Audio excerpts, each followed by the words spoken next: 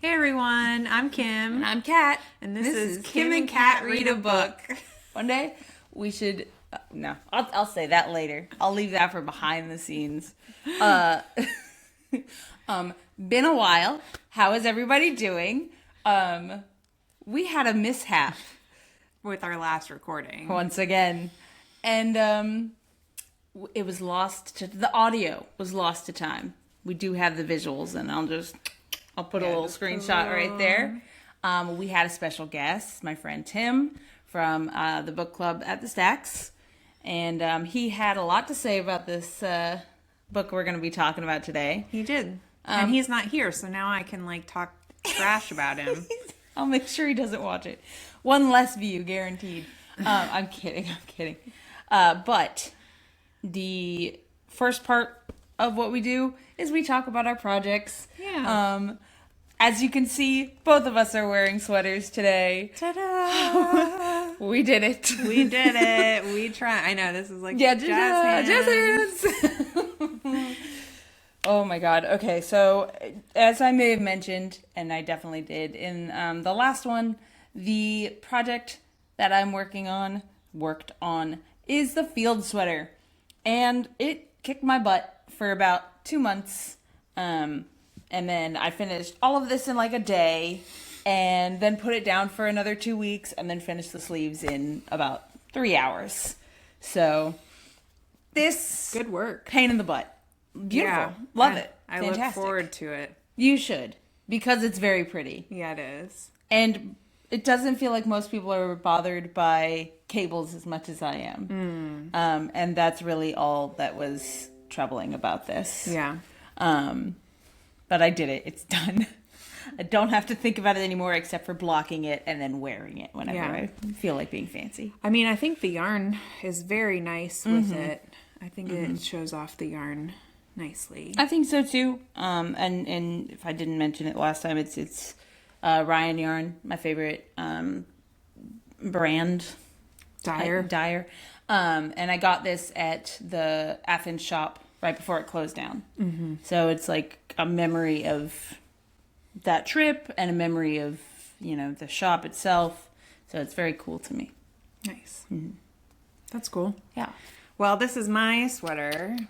Pink is for power. Mm-hmm. And I liked making this until I didn't. Mm-hmm. Mm-hmm. But I'm very pleased with how it turned out. I like the neckline, like the boat neckline. And now that this is blocked, the lace looks really nice. It sits really well. It front. Looks very comfortable. Yeah, it is very comfy. And I like that it's fingering weight. I mean, that made it annoying to make. But here in Savannah, I can probably get away with wearing this a little later into the spring. Yeah, probably until April. Which is 2 weeks from now. Yeah. But we're going to have another cold snap, so you will at least get to wear it this week. I know. Although I'm thinking, so our very cold day is on Tuesday. St. Patrick's Day. And I have my thick green sweater. So I think that's what I'm going to wear. Priorities is the green. Yeah. I was going to wear this because I'm done with it. Yeah. But I don't know. It probably won't be blocked in time. So I'll probably have to find something else that's green. Oh gosh, I don't think I own much. I don't own much green. I'm more of a purple person, so as you might imagine. The only other thing that I brought was this. I believe it's called the Calad tea. No, that feels wrong. I'll look it up and I'll put it somewhere around here. But this was a crochet along that the Frayed Knot did. In it was a few years ago. 23. I don't wear it very often because it was supposed to have buttons and I never put the buttons on. And so it just kind of sits weird. Do you have the holes? I have the holes. Okay. The holes are present. They're there. The button spacing is on this side. But I never did it. I never put them on. And so I just kind of if I want to put on a shirt to just wear out to the store real quick, but never as a full piece to wear. But I figured I'd come and bring it and show it. It was pretty cool the way that it was made. You make it this direction. So you start with the buttonhole side. Oh, I'm sorry. You make it this direction. Oh, interesting. So you start with the like this part, and then you go all the way across, and then you add the front panels. Gotcha. Cool. Yeah. It's pretty cool. It took me a while because it's so thin, but can all be speed crocheters. Yeah, I know. Yeah. What's your next project going to be now that you finish your sweater? I have no idea. I have 3 sweaters quantities worth of yarn that I just, who knows what I'm going to do. I got some Stardew Valley inspired yarn that I think I'm going to try to use next. It's the Night Market colorway. Fangirl Fibers is the one who dyed that one, and I ordered it online. It came relatively fast, I think. But that's probably the next yarn that I'll use, but I don't necessarily have a sweater or a project to use with it. It's another DK weight. This was DK weight. So probably the last chance I'll get to wear it is this week. And then yourself, you have a project. I have a project that is almost finished. This is the Stripe Hype sweater by Veronica Lindburgh, I think is her name. The yarn here is Magpie fibers. It's also DK weight, swanky DK. The colors are a little muted here. Yeah, the camera's being gray. But anyway, I love it. It particularly feels fall to me. And this was the Beve-a-thon? Yeah, the Beve-a-thon with Magpie fibers. Sorry. Started last month, ends mid-April. And I didn't actually think I would finish a sweater in that amount of time, in like 2 months. But this has been really addicting. I mean, stripes in general, stripes. usually. Yeah. For me, whenever I do anything in stripes, I feel like I'm making so much progress because I keep changing color. Yeah. Or Yeah, and you can just see like, oh, one more stripe, one more stripe. So that's been fun. And then I made... Forgot that. You forgot. So we both made the Melt the Ice hats. Ooh, that looks weird. It's because that's the just look kind of weird like that. Looks like a face. But anyway, Melt the Ice hat. It is the pattern was designed by a yarn store in Minnesota, and it's raised. Last I checked, it raised over $700,000 for I think immigrant-related causes in Minnesota. Lawyers, I think it was the main one that they were trying to fund. And this is actually, I've made 2. I sent one off to a friend. Right. And I have a third that I have to make. Oh, nice. Did you still have some of that red? I actually do. I haven't used the red yet. Oh, okay. That's my next one that I was going to cast on today. Well, perfect. Well, that gives me a chance to talk about it. My hat, which I forgot to bring this time. The photo from last time, I'll include it again. The yarn that I used for that was a little bit of scrap yarn. It was the Legend, Barocco, whatever that I used for that Haunted Hill House. And then the yarn that I bought in commemoration of going to a Green Day concert. So it's my Green Day yarn used to make my anti-ice hat, melt the ice hat. And, and it just feels like an extra, like, added bonus. Like, when I see the hat, I wear the hat, and I'm like, yeah, you know what? Those guys. Yeah. So. This is my hat that says fascism. In any case, it's a good cause, and if you haven't made one, you probably should. Yeah. They're quick. It's especially because they give you it for 3 different weights, and this was worsted, and so it just works up really fast if you choose the worsted option. So and then the other thing that I've got going on my needles that I cannot find right now is my Bien Amie patchwork shawl. Now that I'm looking at that bag over there, I wonder if it's in there. that one over there? I'm gonna go check real quick. That's the super neon colorful one, right? Yes, it is. Yes. Oh, yeah. Hey, success! Look at all my strings hanging off. You know, Oh, actually, on more projects. We're on an adventure today, guys. we're a little crazy. Ooh. No, it's fun. It's fine. It's fine and it's fun even. Yeah. I Love these Delaque bags. This one I got from a yarn store in Edinburgh. Right, it says it right there. Says That's it cool. right there. I liked that there was a cat in the logo. Yeah, so here's my... So cool, so colorful. I love it. It's more neon in person. Yeah, oh yeah, everything's been muted. But this has been fun working on with Intarsia. I haven't done Intarsia in a long time. You said never mind. And then, but something that I'm also doing, is my cousin's husband made my aunt and uncle, he made a pelican for my uncle, and I forget what he made for my aunt, but anyway, he crocheted them, and I was like, where do you get those patterns? And it was this book. Because they're super cute. You see the pelican. Yeah, pelican. Why am I having trouble with my words today? Anyway, so You've been saying it right the whole time. I don't know. It's just like my brain feels a little off. I just finished. He needs his snoot was all the way up. I know. He's so cute. This guy. Look at those perfect little feet. I know. I didn't need Kat's help at all. It's so true. You've this. I surpassed the masters. So, I hate amigurumi.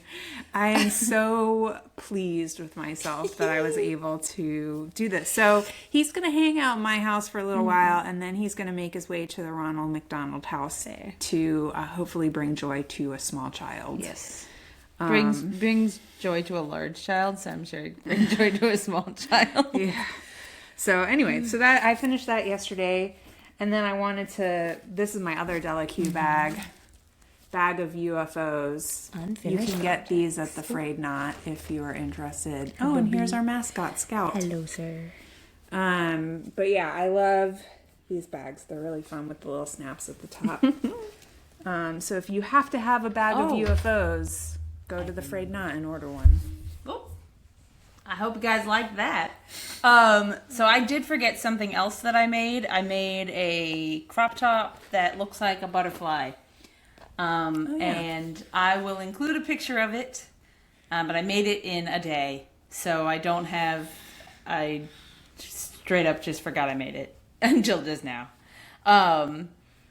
It was very quick. I made it for a concert that I went to last week. And it was a great concert. Enjoyed it immensely. Probably shouldn't wear crochet tops to concerts though, because I was constantly like doing this number and like readjusting it. But if I were just wearing it around, adorable. Yeah. Not so great for dancing. But in any case, before we move on to talking about the book, I did want to see if we could get a special guest on for his debut. His debut appearance. Radley, come. I'm watching him. He's opened his eyes. That was very almost like cryptic, like otherworldly, like come. Yeah. And he Radley, come. He's thinking about tilted it. his head. He went. He doesn't want to come. You don't want to churu? You don't want a churro? Oh, Here he comes. he wants a churu. Come on. There he is. Here's The Radley. baby. Ooh, the baby. So in our one that we lost, oops, I gave you too much. He appeared, and so I was like, it's an unusual sighting of this elusive cat. He's adorable. Yeah. He's my favorite. Oh. The mascot. Here. You gotta lick it off my finger, dude. So adorable. But speaking of the last video,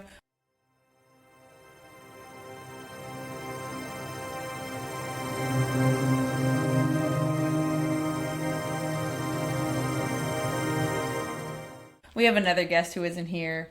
Like I said, my friend Tim, he had read this book before, or had not read this book before, but we'd read it for Stacks.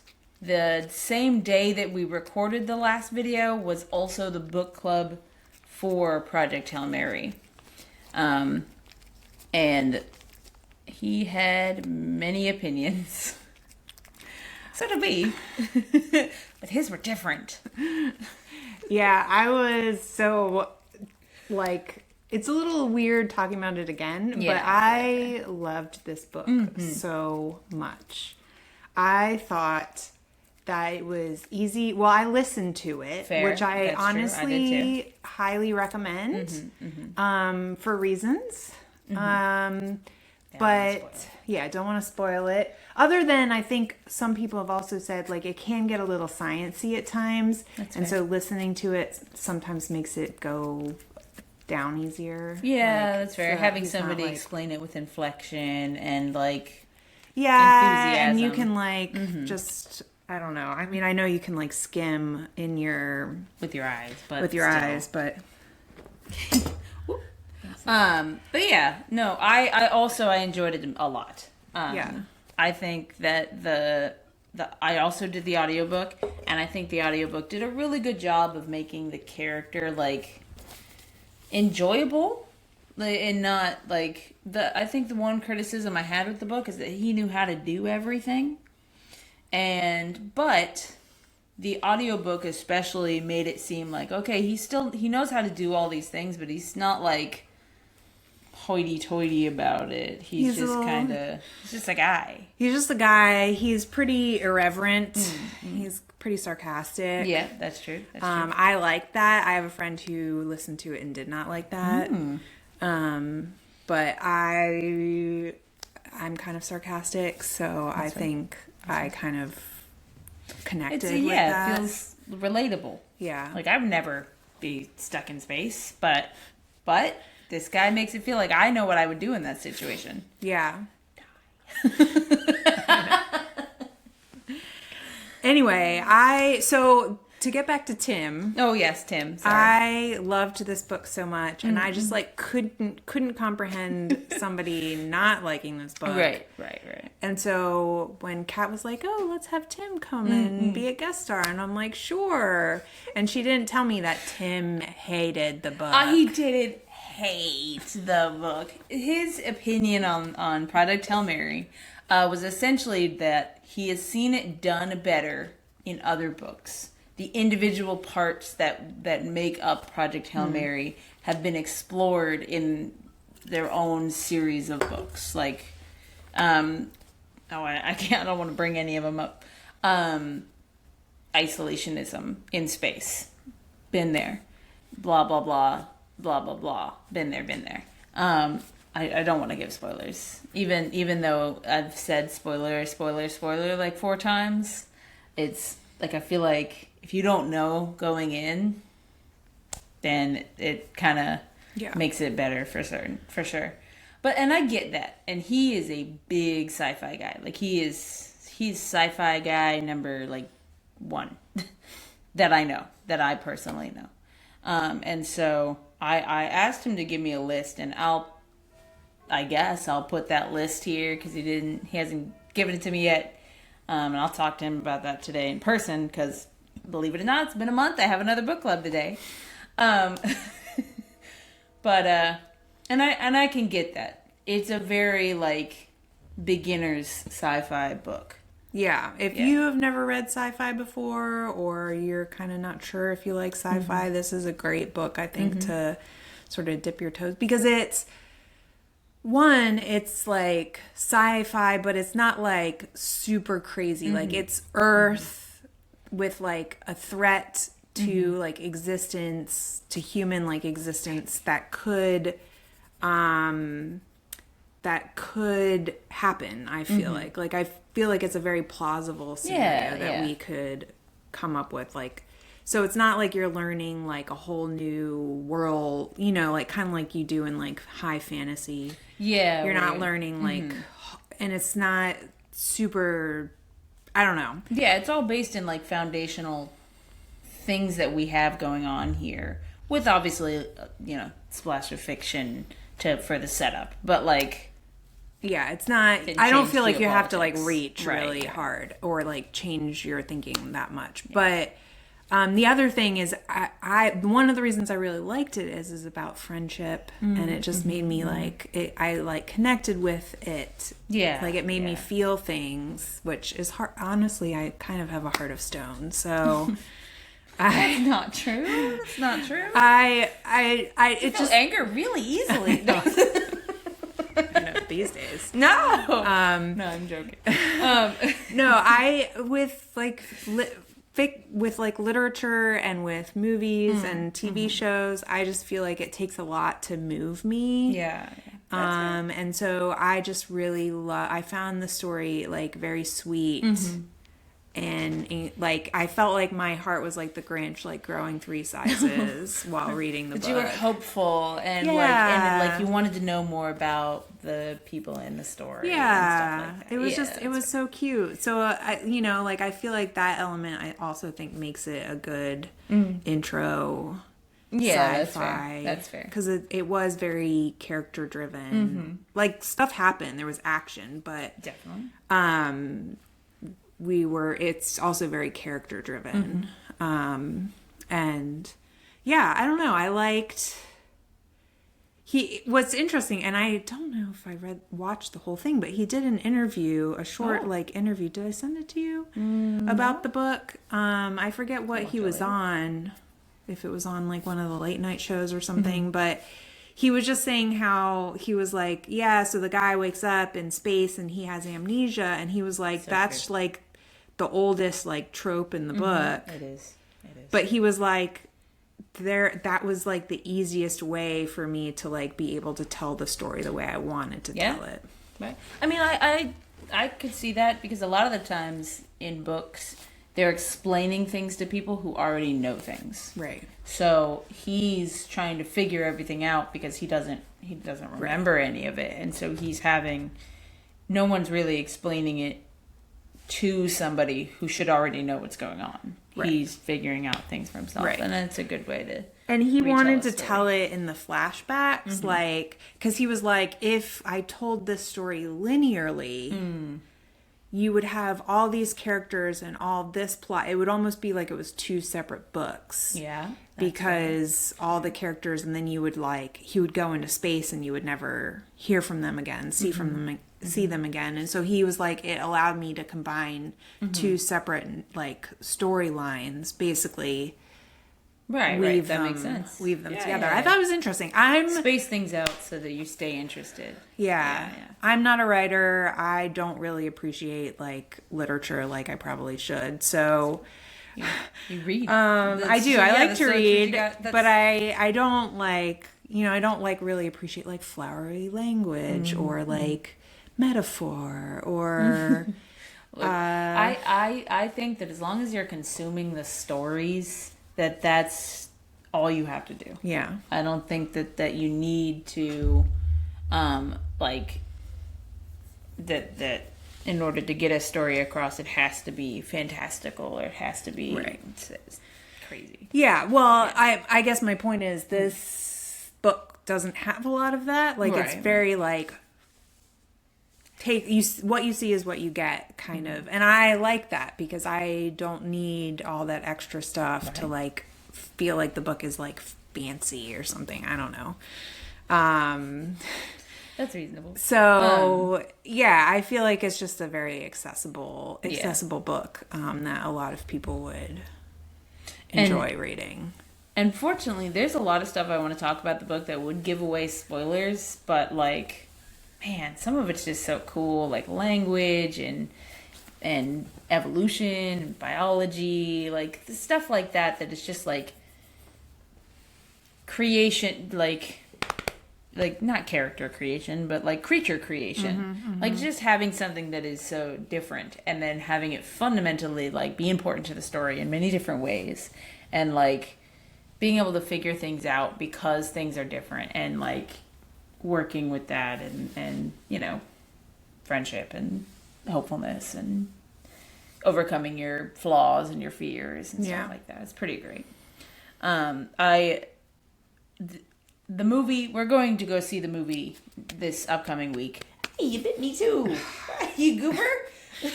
He really likes to do the little nibbles to get your attention if you're not like giving him enough attention. And he really likes to do it on like elbows and stuff. Yeah. What the heck? That's fine. What was I saying? Oh yeah, we're going to see the movie this upcoming week. Very excited for that. We're going to go see it in IMAX. Right? Yeah. Yeah. That's what was recommended to everybody to see it in IMAX because, of course, it takes place in space, and space is cool in IMAX. Yeah. But I've been avoiding the trailer like a plague because even though I've read the book, I don't want to be pre-exposed to how they represent certain things by watching the trailer. I do that for a lot of movies where I'm just like, I know I'm going to see it anyway. Why should I see the trailer? I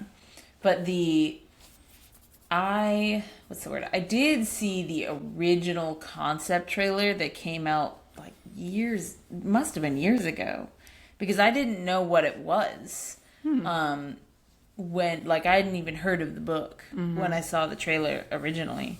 And like having seen that little bit of it, what I remember of it, I was wondering if they were going to tell it linearly, and I doubt it, given his interview. So it's good to know, because I was a little worried about it being oddly segmented if it were told like that.